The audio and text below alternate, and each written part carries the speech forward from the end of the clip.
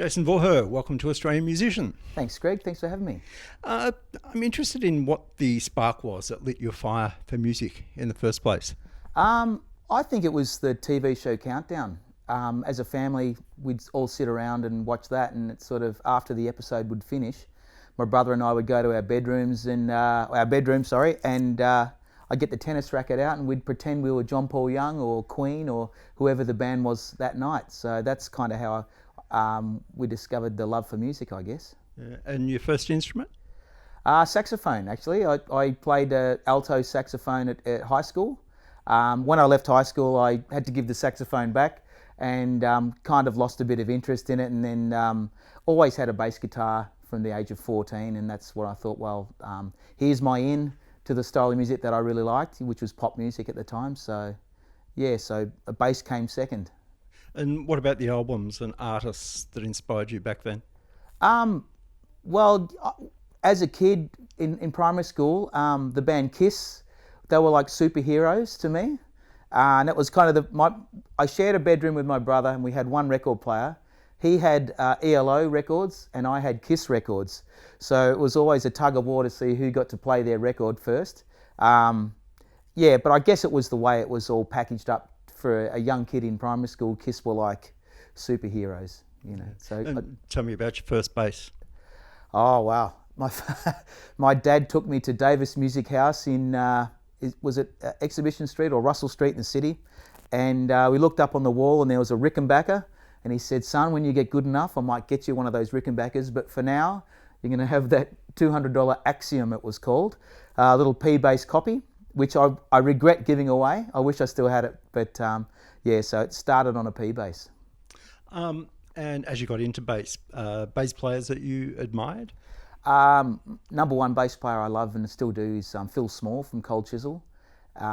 Listening, for some reason, I could always hear what the bass was doing. And his simple but melodic bass lines was something that I just I loved, and I felt that I thought I could emulate that, and so I worked towards trying to play those bass lines, and that's pretty much how I learned how to play. Your first pro gig? First pro gig was at the was the Lincolnshire Arms in Essendon. It was with a cover band called Temple of Boom. And I was so nervous, but I was 18 years old and I didn't look back, became a professional musician, and then got fired from my day job the next year. Got retrenched, and then I thought, wow, now I'm a professional musician at the age of 19. So I can still remember how nervous I was. Yeah. These days you're Darryl Braithwaite's bass player. What about gigs leading up to that? Leading up to Darryl, I'd been in cover bands all throughout the late 80s and the 90s, and then, developed into doing acoustic solo and duo work and stuff, just trying to be adaptable to survive as a musician. But then was lucky enough to be recommended to Graeham Goble from Little River Band, and then I went along and did session work for Graeham. And then years later, when they were reforming the original Little River Band, he asked whether I'd want to be a part of that. And so that was quite exciting. And so I guess from there, your name sort of gets bandied about. And if people trust you as a backing musician, you're going to turn up on time. You're going to learn all the songs. You're easy to work with. I think that's kind of how you get along. And so from there, did a lot of corporate work with many other artists around that ilk, Glenn Shorrock and Brian Cadd, Russell Morris and Darryl Braithwaite. And then lucky enough to be recommended for Darryl's band when he was looking for a bass player, and I've been there on and off for about 10 or 15 years now. And do you get sick of playing horses? Never. No. Because it's the last song of the night and I know we can go and have a nice quiet rest after the gig. We did a gig 2017 at the Falls Festival, New Year's Eve at Byron Bay, and to look out in the audience during the audience sing-along part of the horses, I had a moment where I just sort of thought, never in my wildest dreams did I think I'd ever be on stage to get that response back from an audience. So yeah, we definitely got some amazing experiences with Darryl over the years, and that was one of the more memorable ones. Yeah. Apart from playing with Darryl, what other memories come to mind when you think back at your career? Just getting to walk into a professional recording studio for the first time. I think it was Metropolis in the city, and just walking down the hallways and seeing all those gold records of albums that I'd listened to growing up, and I thought, wow, and being a bit overwhelmed by it all, and then and so it was moments like that, and also certain gigs and opportunities that you get along the way, recording a live DVD and having the product in your hand at the end of it, and something that you can be proud of, so yeah, there's been many over the years. Yeah, so they were a couple.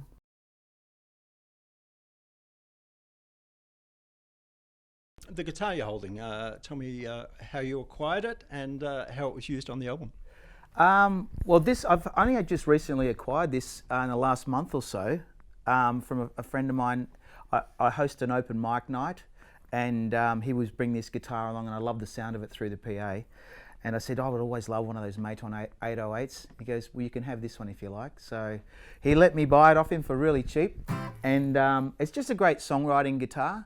It's nice and small. So, I have a Cole Clark Fat Lady as well, which was on the album mainly.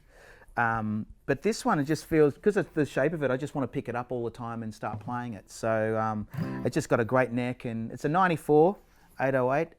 It's got the old logo on the front. It's got a lot of mojo, and it inspires creativity. So I like this guitar. It's a beauty.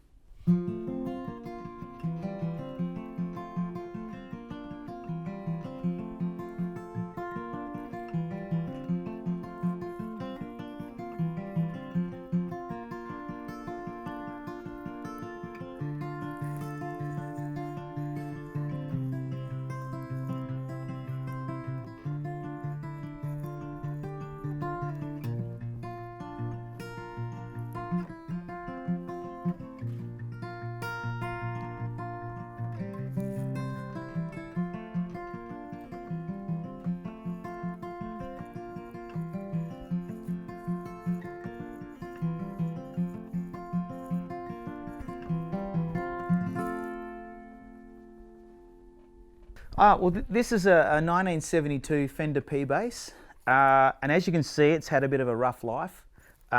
It's had a lot of mods done to it over the years, from the badass bridge to the hip shot at the back there, which drops it down to a low D. Also, if you notice, there's a routing for a jazz pickup that I don't use anymore, obviously.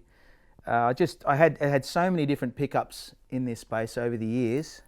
EMG pickups as well. I had them when I first bought it, but I found that I didn't really need the jazz pickup. It kind of sounds great just with the P bass pickups, the split jobbies here, and these are Mark Emanuele wound pickups, and I've got the vintage cloth wiring under there and the old 60s tone capacitors, and it's finally sounding the way I've always wanted it to sound. And I own a lot of basses, but I just find that the P bass just sits in the mix perfectly with all the recordings that I've ever done. On its own, it's probably not as smooth a tone as like a jazz bass, but they just sit in the mix. And I probably why that it's the most recorded bass in history, I guess, the P bass. And I take this on the road with me all the time. I do have others, like I said, but it just feels so comfortable for me to play this thing. So, and all the sound guys love it. So that's why I play this one.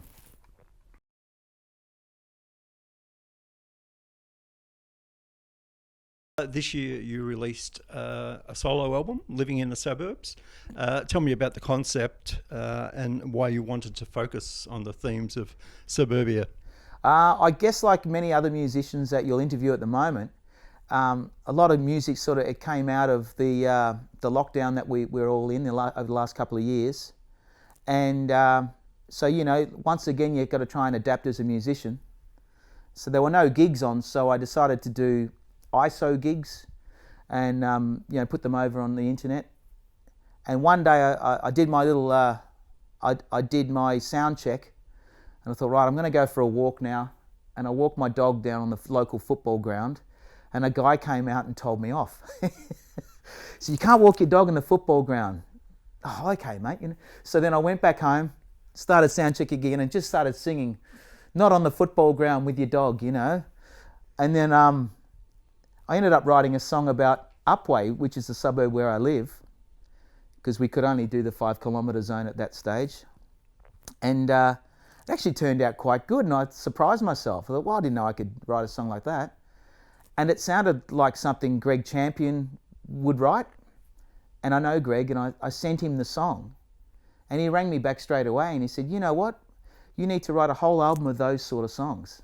So I just sort of, because there was nothing else to do during lockdown, I started reminiscing about growing up, and, I went about writing those particular style of songs. I found I've always struggled with lyrics, but once I sort of focused on that mindset and told the truth and told stories that were true, everything just seemed to flow. So having said that, now I'm trying to write new songs and I'm having a little bit of trouble, so maybe I need to be locked away again. There's a country vibe to the album. Where does that country influence come from? It wasn't something I intended on purpose, because I'm more of a rock. I love my rock music, but the songs just sort of, I think they dictated which way they were wanting to go, and that whole storytelling sort of vibe. And but I mean, I am a big fan of country music. My father, would play. My father was a truck driver, and he'd put country music on whenever I'd be in the truck with him. So I guess that rubbed off on me that way. But I think it was just a natural progression for those songs to sort of go into that genre. Is there a track on the album that's closer to your heart than others? That's really hard to say. There's a song on there called Radio Show, which is a true story of my late brother. And that's a pretty personal song. And there was always the fear of being too personal with my songs, But at the same time, I'm proud of the song. And so I guess that one's probably the closest to heart. And there's another song called Thank God You Were There, which is about my wife. So they're both pretty heartfelt songs as well. Yeah. For a lot of Australians, particularly Melburnians, it's a very relatable album. You're singing about things like being a goal umpire for your kids' football team. And you mentioned, your name check Suburbs.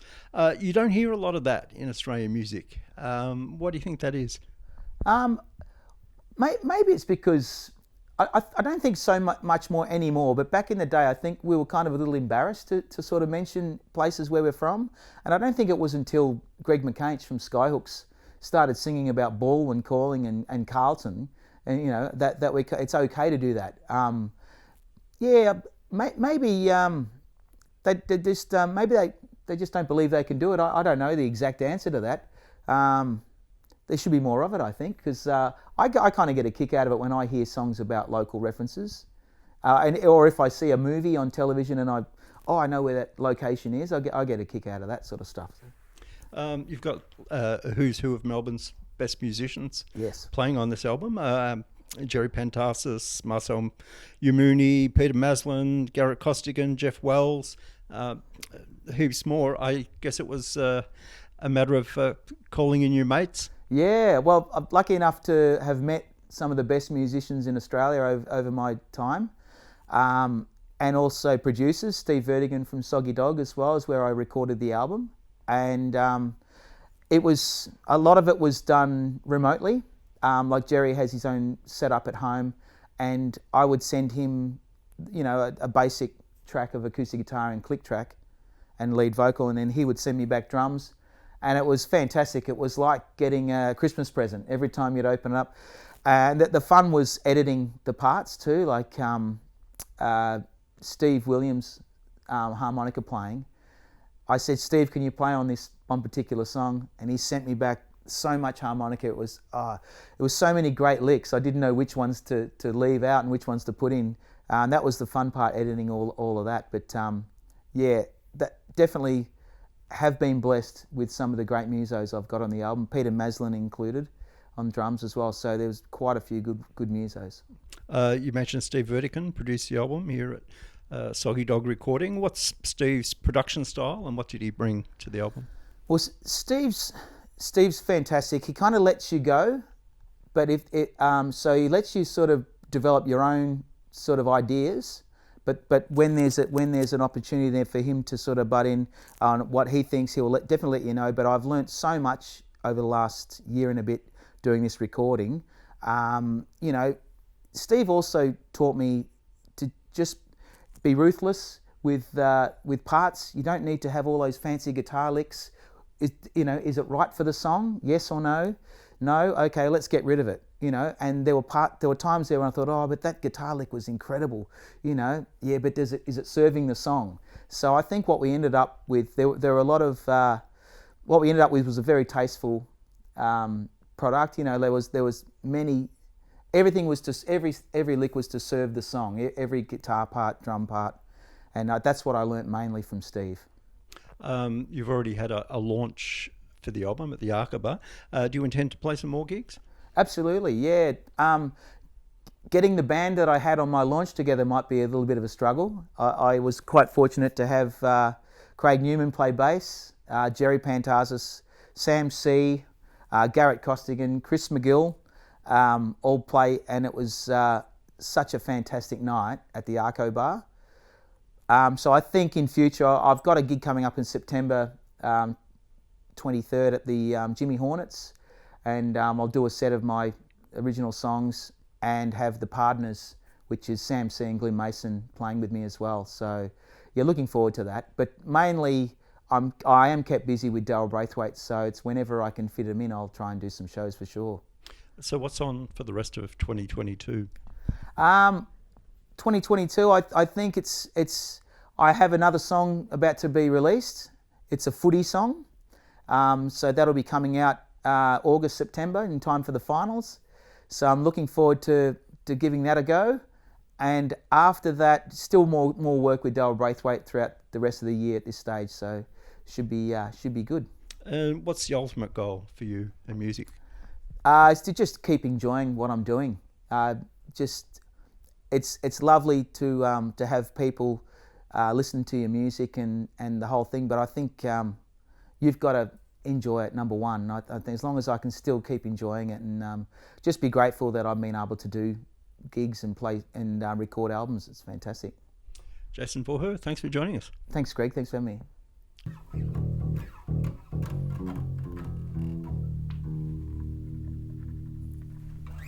me.